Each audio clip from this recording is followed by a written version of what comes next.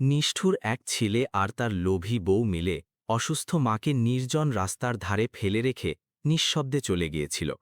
কিন্তু তারপর ভগবান এমন এক অদ্ভুত ও অপ্রত্যাশিত বিচারের ব্যবস্থা করলেন, যা দেখে সবাই চোখ কপালে তুলে হতভাগ হয়ে গেল। বন্ধুরা, এটি উত্তরপ্রদেশের কানপুর শহরের একটি সত্য ঘটনা, যেখানে স্বরূপনগর এলাকায় একটি ছোট পুরনো বাড়ি ছিল। সেই বাড়িতে বাস করতেন রামলাল শর্মাজি, তার স্ত্রী সুমিত্রা দেবী এবং তাদের একমাত্র ছেলে বিনোদ শর্মা। রামলাল শর্মাজি একটি সরকারি বিদ্যালয়ের শিক্ষক হিসেবে কর্মরত ছিলেন। পুরো পাড়ার মানুষ তাকে অত্যন্ত সম্মানের চোখে দেখত। তিনি সবসময় বলতেন, মানুষের জীবনে টাকা নয়, বরং ভালো সংস্কার বা মূল্যবোধ অর্জন করা উচিত। কিন্তু ভাগ্য কখনো কখনো খুব কঠোর হয়ে যায়। একদিন হঠাৎ রামলাল শর্মাজি হার্ট অ্যাটাক করেন। পরিবার তাকে হাসপাতালে নিয়ে যায়, কিন্তু ডাক্তাররা তাকে বাঁচাতে পারেননি। সেদিনের পর সুমিত্রা দেবীর জীবন পুরোপুরি বদলে গেল। এখন তার একমাত্র সাহারা ছিল তার ছেলে বিনোদ। বিনোদ তখন কলেজে পড়ত। বাড়ির আর্থিক অবস্থা খুব একটা ভালো ছিল না, কিন্তু সুমিত্রা দেবী কখনো ছেলের পড়াশোনা থামতে দেননি। তিনি নিজের গয়না বিক্রি করে দিয়েছেন, মানুষের কাপড় সেলাইয়ের কাজ করেছেন, কিন্তু ছেলের কোনো জিনিসের অভাব হতে দেননি। তিনি প্রায়ই বলতেন, আমার ছেলেই আমার পৃথিবী, যখন ও বড় মানুষ হবে তখন সব ঠিক হয়ে যাবে। সময় ধীরে ধীরে এগিয়ে চলল এবং কয়েক বছর পর বিনোদ কানপুরের একটি প্রাইভেট কোম্পানিতে চাকরি পেয়ে গেল। সেদিন সুমিত্রা দেবী খুব খুশি ছিলেন। তার মনে হয়েছিল যে এবার জীবনের সব কষ্ট শেষ হয়ে যাবে। কিছুদিন পর বিনোদের বিয়ে হলো নন্দিনী নামের এক মেয়ের সাথে। বিয়ের শুরুর দিনগুলোতে বাড়িতে আবার আনন্দ ফিরে এলো। নন্দিনী খুব মিষ্টি মিষ্টি কথা বলত এবং সুমিত্রা দেবীও তাকে নিজের মেয়ের মতো মনে করতেন। কিন্তু এই খুশি বেশি দিন টিকল না। ধীরে ধীরে নন্দিনীর ব্যবহার বদলে যেতে লাগল। তার নিজের শাশুড়ির বাড়িতে থাকা পছন্দ ছিল না। তার মনে হতো বুড়ি এবং অসুস্থ শাশুড়ি বাড়িতে শুধু একটি বোঝা। সে প্রায়ই বিনোদকে বলত, তোমার মায়ের ওষুধের পেছনে প্রতি মাসে কত টাকা খরচ হয়, কতদিন এই সব চলবে? প্রথমে বিনোদ এই কথাগুলো এড়িয়ে যেত, কিন্তু ধীরে ধীরে নন্দিনীর কথাগুলো তার মাথায় বসতে শুরু করল। এখন সেও ছোটখাটো বিষয়ে নিজের মায়ের উপর বিরক্ত হতে শুরু করল। সুমিত্রা দেবী সব বুঝতেন, কিন্তু তিনি কখনো নিজের ছেলের কাছে কোনো অভিযোগ করেননি। তার মনে হতো হয়তো সময়ের সাথে সাথে সব ঠিক হয়ে যাবে। কিন্তু সময়ের সাথে সাথে পরিস্থিতি আরও খারাপ হতে থাকল। একদিন সকালে সুমিত্রা দেবীর খুব জ্বর এলো। তার শরীর কাঁপছিল এবং দাঁড়াতেও কষ্ট হচ্ছিল। তিনি ধীরে থেকে বিনোদকে বললেন, বাবা, যদি পারো আমাকে একটু ডাক্তারের কাছে নিয়ে চলো, খুব দুর্বল লাগছে। বিনোদ কিছু বলার আগেই নন্দিনী বলে উঠল, প্রতিবার ডাক্তারের কাছে যাওয়ার দরকার নেই, একটু বিশ্রাম নিলেই ঠিক হয়ে যাবে। বিনোদ চুপ থাকল। সুমিত্রা দেবীও আর কিছু বললেন না। তিনি ধীরে ধীরে নিজের ঘরে গিয়ে শুয়ে পড়লেন। কিন্তু সেদিন রাতে তার জ্বর আরও বেড়ে গেল। দুর্বলতা এত বেশি ছিল যে তার উঠে পানি খাওয়ার শক্তিও অবশিষ্ট ছিল না। অন্যদিকে নন্দিনী অনবরত বিনোদের মাথায় একই কথা ঢোকাচ্ছিল, যদি এখন থেকেই ওনার চিকিৎসা শুরু হয়ে যায়, তবে আমাদের সব আয় ওষুধেই চলে যাবে। ধীরে ধীরে নন্দিনীর কথাগুলো বিনোদের হৃদয়কে পাথরে পরিণত করতে শুরু করল। রাত প্রায় 11টার দিকে নন্দিনী হঠাৎ বলল, এক কাজ করো, ওনাকে কোনো হাসপাতালের কাছে ফেলে আসি, সেখানে কেউ না কেউ ওনাকে সাহায্য করবে। বিনোদ কিছুক্ষণ চুপ করে বসে থাকল। তার চোখের সামনে নিজের মায়ের করা সব ত্যাগ ভেসে উঠছিল, কিন্তু সম্ভবত সেই সময় তার চিন্তাভাবনার উপর লোভ এবং ভয় চেপে বসেছিল। কিছুক্ষণ পর সে একটা দীর্ঘশ্বাস ফেলে দাঁড়িয়ে পড়ল। দুজনে মিলে সুমিত্রা দেবীকে ধরে গাড়িতে বসালো। সুমিত্রা দেবীর মনে হলো ছেলে হয়তো তাকে হাসপাতালে নিয়ে যাচ্ছে। গাড়ি কানপুরের কানপুর সেন্ট্রাল রেলওয়ে স্টেশনের দিকে এগিয়ে চলল। রাত গভীর হতে থাকল এবং রাস্তাঘাট প্রায় ফাঁকা ছিল। কিছুক্ষণ পর গাড়িটি একটি নির্জন রাস্তার ধারে থেমে গেল। বিনোদ দরজা খুলল এবং ধীরে থেকে বলল, মা, আপনি কিছুক্ষণ এখানে বসুন, আমি আসছি। অসুস্থ সুমিত্রা দেবী রাস্তার ধারে বসে পড়লেন। তার বিন্দুমাত্র ধারণা ছিল না যে তার নিজের ছেলে তাকে চিরদিনের জন্য ছেড়ে চলে যাচ্ছে। পরের মুহূর্তেই গাড়ির দরজা বন্ধ হলো এবং গাড়িটি দ্রুত বেগে এগিয়ে গেল। সুমিত্রা দেবী কিছু বুঝে ওঠার আগেই গাড়িটি অন্ধকারে হারিয়ে গেল। রাস্তায় ঠান্ডা হাওয়া বইছিল এবং দূরে দূরে কোনো মানুষের চিহ্ন ছিল না। অসুস্থ এবং দুর্বল সুমিত্রা দেবী রাস্তার ধারে বসে কাঁদছিলেন। তার চোখ দিয়ে অনবরত জল পড়ছিল। কিছুক্ষণ পর তিনি কাঁপানো গলায় আকাশের দিকে তাকিয়ে শুধু এটুকুই বললেন, হে ভগবান, সত্যি কি আমার ছেলে আমাকে ছেড়ে চলে গেল? এবং সেই নির্জন রাস্তায় বসে থাকা সুমিত্রা দেবীর চোখের সামনে ধীরে ধীরে অন্ধকার নেমে আসতে লাগল। দুর্বল শরীর ঠান্ডা রাস্তার ধারে ভেঙে পড়ল। তীব্র জ্বরে তার মাথা পুড়ছিল এবং হাত পা কাঁপছিল। রাত অনেক গভীর হয়ে গিয়েছিল। চারদিকে শুনশান নীরবতা। কখনো কখনো দূর থেকে যাওয়া কোনো গাড়ির হেডলাইট রাস্তাটিকে কয়েক সেকেন্ডের জন্য আলোকিত করে দিচ্ছিল। তারপর আবার সেই অন্ধকার নেমে আসছিল। সুমিত্রা দেবীর তখনও বিশ্বাস হচ্ছিল না যে তার নিজের ছেলে তাকে এই অবস্থায় এখানে ফেলে চলে গেছে। তার মন বারবার সেই মুহূর্তেই ফিরে যাচ্ছিল যখন বিনোদ বলেছিল, মা, আপনি কিছুক্ষণ এখানে বসুন, আমি আসছি। তার মনে হচ্ছিল হয়তো ও সত্যিই ফিরে আসবে, হয়তো ও নিজের ভুল বুঝতে পারবে। কিন্তু প্রতিটা মিনিট পার হওয়ার সাথে সাথে আশা ফিকে হয়ে আসছিল। কিছুক্ষণ পর সুমিত্রা দেবীর মাথা ঘুরতে শুরু করল এবং তিনি ধীরে ধীরে রাস্তার ধারেই শুয়ে পড়লেন। চোখ বন্ধ হয়ে আসতে লাগল। জ্বর এবং ক্লান্তি শরীরের সব শক্তি কেড়ে নিয়েছিল। তখনই সেই রাস্তা দিয়ে একটি সাদা গাড়ি ধীরে ধীরে আসছিল। গাড়ির ভেতরে বসেছিলেন অরুণ সিংহ, যিনি কানপুর জেলায় নিযুক্ত একজন তরুণ আইএএস অফিসার ছিলেন। গভীর রাতে তিনি একটি সরকারি মিটিং সেরে নিজের বাড়িতে ফিরছিলেন। রাস্তা প্রায় ফাঁকা ছিল, তাই অনেক দূরে পড়ে থাকা একটি ছায়ার ওপর তার নজর পড়ল। প্রথমে তার মনে হলো হয়তো কোনো মালপত্র পড়ে আছে, কিন্তু গাড়ি যত কাছে এলো তিনি পরিষ্কার দেখতে পেলেন যে ওটি একজন বৃদ্ধা মহিলা, যিনি রাস্তার ধারে পড়ে আছেন। অরুণ সঙ্গে সঙ্গে ড্রাইভারকে বললেন, গাড়ি থামাও। গাড়ি থামতেই তিনি দ্রুত নিচে নামলেন। কাছে গিয়ে দেখলেন এক দুর্বল বৃদ্ধা মহিলা, যার মুখ জ্বরে পুড়ে যাচ্ছে। অরুণ ঘাবড়ে গেলেন। তিনি ধীরে থেকে ডাক দিলেন, মাজি, শুনতে পাচ্ছেন? সুমিত্রা দেবী কষ্টে চোখ খুললেন। সামনে এক অচেনা মুখ ছিল, কিন্তু গলায় ছিল চিন্তা এবং আপনত্ব। তিনি ধীরে থেকে বললেন, বাবা, পানি। অরুণ তৎক্ষণাৎ নিজের গাড়ি থেকে জলের বোতল আনালেন এবং সাবধানে তাকে জল খাওয়ালেন। তারপর তিনি দ্রুত ড্রাইভারকে বললেন, গাড়ি হাসপাতালের দিকে নিয়ে চলো। কিছুক্ষণের মধ্যেই গাড়ি কানপুরের সিভিল হাসপাতালের সামনে গিয়ে থামল। অরুণ নিজেই সুমিত্রা দেবীকে ধরে ভেতরে নিয়ে গেলেন। ডাক্তাররা সঙ্গে সঙ্গে তার চেক শুরু করলেন। জ্বর অনেক বেশি ছিল এবং শরীরে দুর্বলতাও অনেক ছিল। ডাক্তার বললেন যে যদি সময় মতো ওনাকে হাসপাতালে আনা না হতো তবে অবস্থা আরও খারাপ হতে পারত।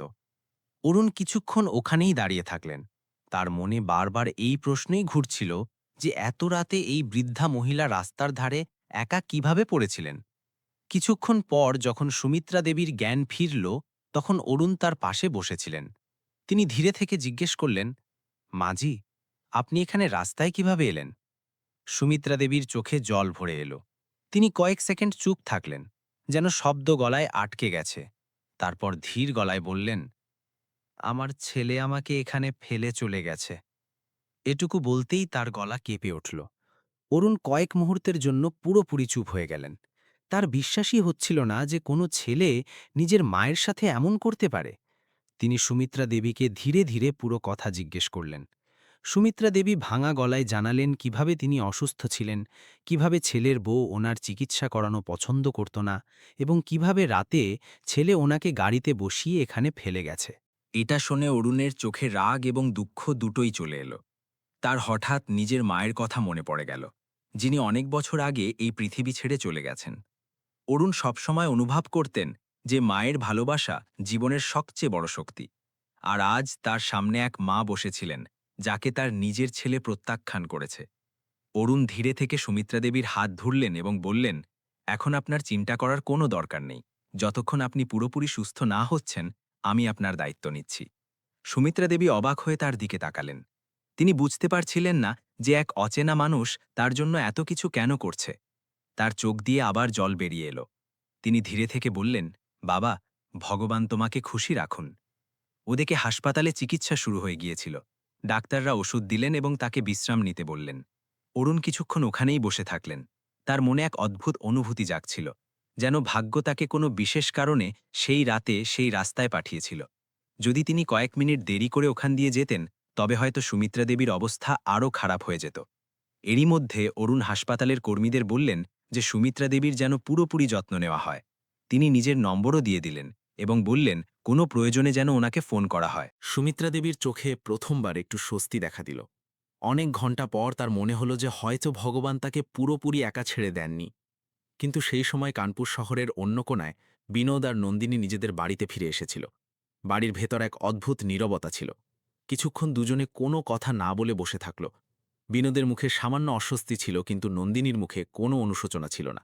সে শুধু এটুকু বলল, এখন সব ঠিক হয়ে যাবে, আমাদের প্রতি মাসে ওষুধের খরচ বইতে হবে না। বিনোদ কিছু বলল না, কিন্তু তার মনের ভেতর কোথাও না কোথাও একটা ভয় ধীরে ধীরে জন্ম নিচ্ছিল। এমন এক ভয় যা সে নিজেও বুঝতে পারছিল না। এবং সেই রাতে হাসপাতালের ঘরে শুয়ে থাকা সুমিত্রা দেবীর বিন্দুমাত্র ধারণা ছিল না যে তার জীবন এখন এমন এক মোড়ে এসে পৌঁছেছে যেখান থেকে আগে যা ঘটতে চলেছিল তা তার ছেলে বিনোদের পুরো জীবন বদলে দেওয়ার মতো ছিল। যাই হোক বন্ধুরা, এখন হাসপাতালের বারান্দায় শুধু নার্সদের পায়ের শব্দ কখনো কখনো শোনা যাচ্ছিল। সুমিত্রা দেবী বিছানায় চুপচাপ শুয়েছিলেন। জ্বর তখনও ছিল, কিন্তু ওষুধে অবস্থা কিছুটা সামলাতে শুরু করেছিল। তার মনে বারবার সেই একই প্রশ্ন ঘুরছিল, সত্যি কি তার ছেলে তাকে চিরদিনের জন্য ছেড়ে গেছে? প্রতিবার যখনই চিন্তা আসছিল, তার চোখের কোণ ভিজে উঠছিল। সকাল হওয়া পর্যন্ত অরুণ সিংহ দুবার হাসপাতালে এসেছিলেন। তিনি ডাক্তারের কাছে সুমিত্রা দেবীর অবস্থা সম্পর্কে বিস্তারিত জানতে চাইলেন। ডাক্তার জানালেন যে দুর্বলতার জ্বরের কারণে অবস্থা খারাপ হয়েছিল, কিন্তু সঠিক চিকিৎসা আর যত্নে তিনি সুস্থ হয়ে উঠতে পারেন। এটা শুনে অরুণ স্বস্তির নিঃশ্বাস ফেললেন। তিনি ধীরে থেকে সুমিত্রা দেবীর পাশে বসলেন এবং বললেন, মাজি, এখন আপনার একদম চিন্তা করার দরকার নেই, আপনি আরামে সুস্থ হয়ে উঠুন।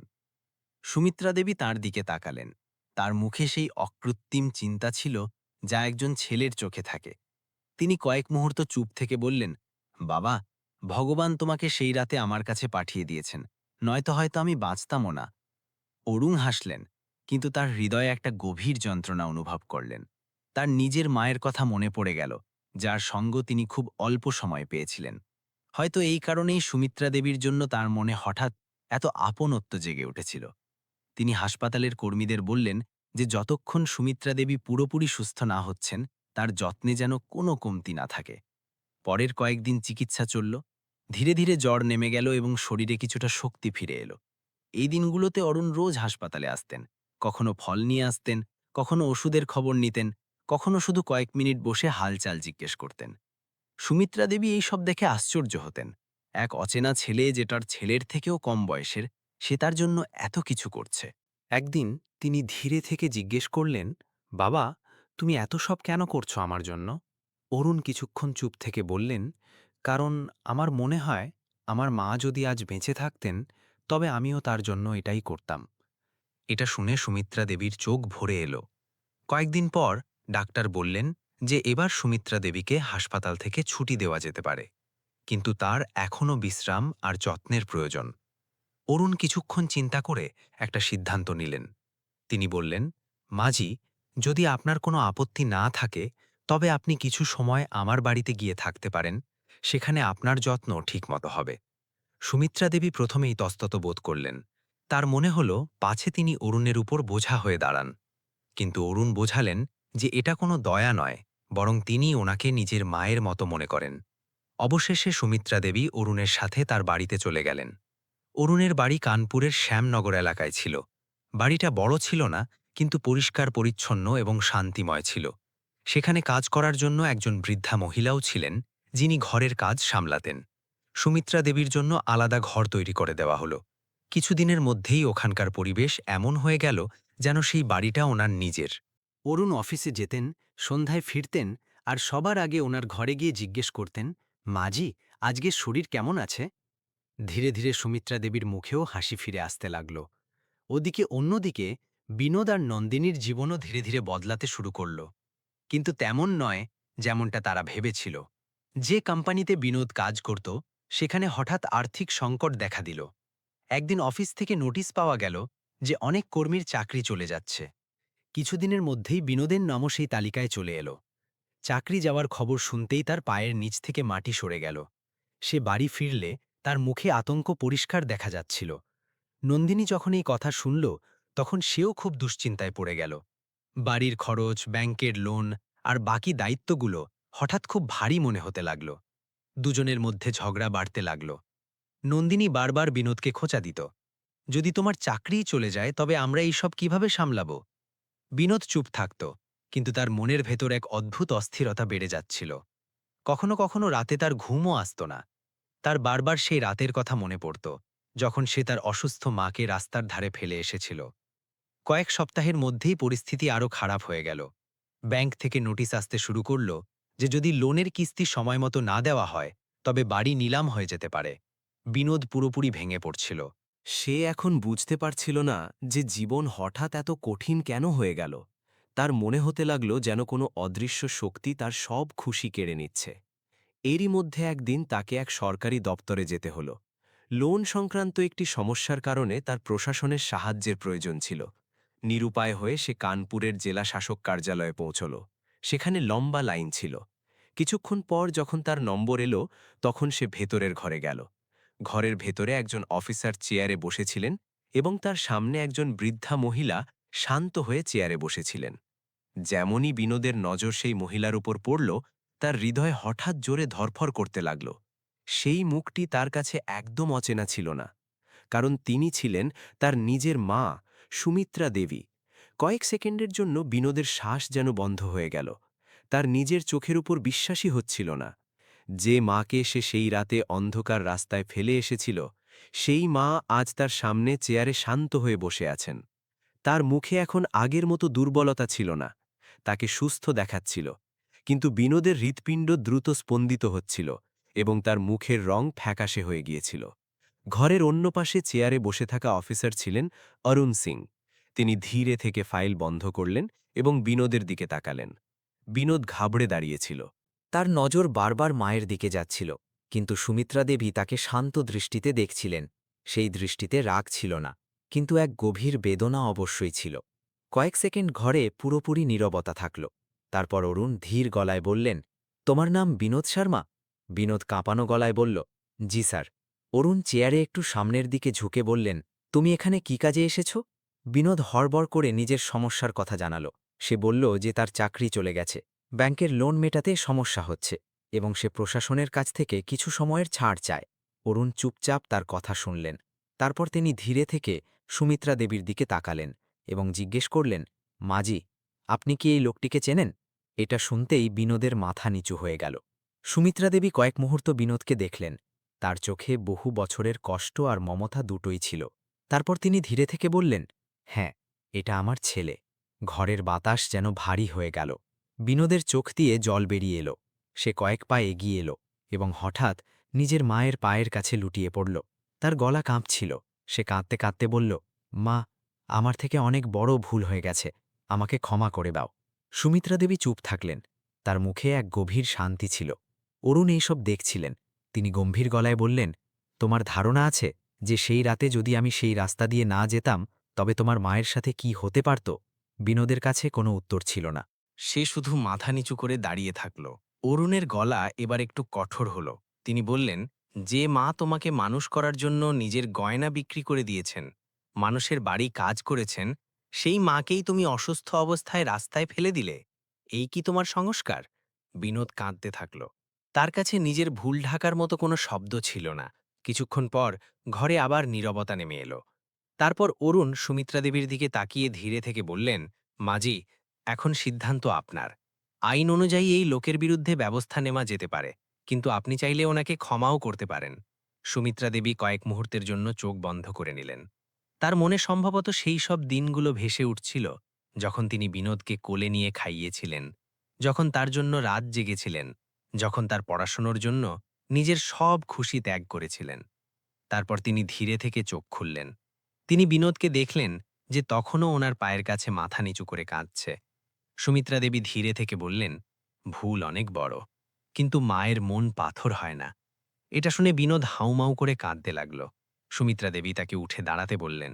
তিনি বললেন, আজ যা কিছু তোমার সাথে হয়েছে তা সম্ভবত ভগবানের বিচার, যাতে তুমি বুঝতে পারো যে কোনো মায়ের মন ভাঙার কষ্টটা কি। অরুণ চুপচাপ এইসব দেখছিলেন। সুমিত্রা দেবী আবার শান্ত গলায় বললেন, আমি তোমাকে শাস্তি দিতে চাই না, কিন্তু মনে রেখো, জীবন তোমাকে সেটাই ফিরিয়ে দেয় যা তুমি অন্যদের দাও। যদি তুমি সত্যিই নিজের ভুল বুঝতে পেরে থাকো, তবে ভবিষ্যতে কখনো কারো সাথে এমনটা করো না, বিশেষ করে নিজের বাবা মায়ের সাথে।